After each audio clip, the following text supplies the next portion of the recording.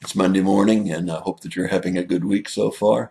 We're in Exodus chapter 18, and we want to take a look at what happens when Jethro, who is Moses' father-in-law, and Zipporah, his wife, and his two sons join him as he's made his way into the wilderness with the people of Israel that have been led out of bondage.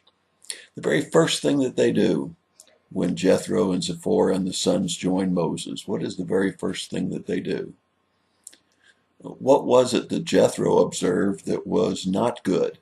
What was the first thing that Jethro noticed that was not good?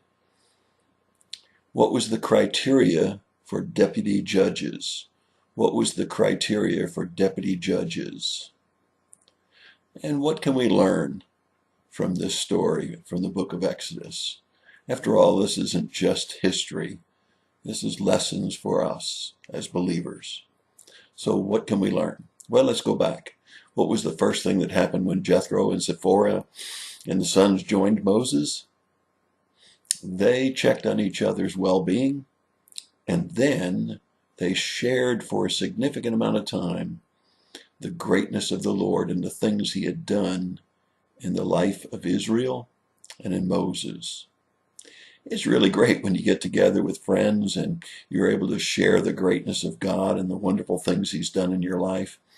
Sharing goodness of God is a good thing, something we all ought to do on a regular basis.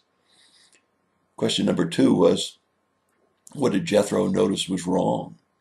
Well, he observed that Moses was trying to judge all of the people, settle all of the disputes. And remember, this is probably well over 1 million people.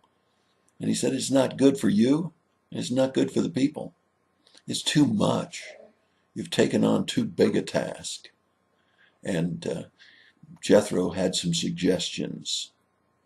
Now, what were the criteria for the delegation of authority? What did Moses and Jethro feel were necessary for deputy judges? Well, they were to know the statutes and the laws of God.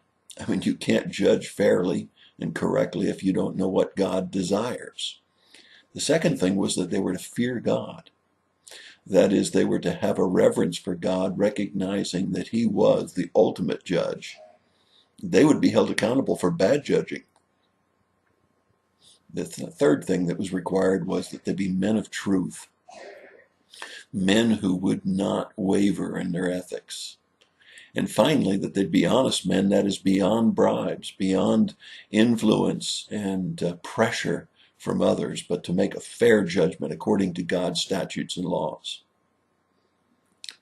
And it was to be delegated out so that only the major issues would come to Moses, which would be a much more manageable task, and the people wouldn't have to wait so long for Moses' time to settle disputes. It was very practical. It's very much like our judicial system today, if you really think about it. We have local judges, we have state judges, we have federal judges, and then we have the Supreme Court. Supreme Court only hears those cases that are major disputes that can't be settled at lower levels.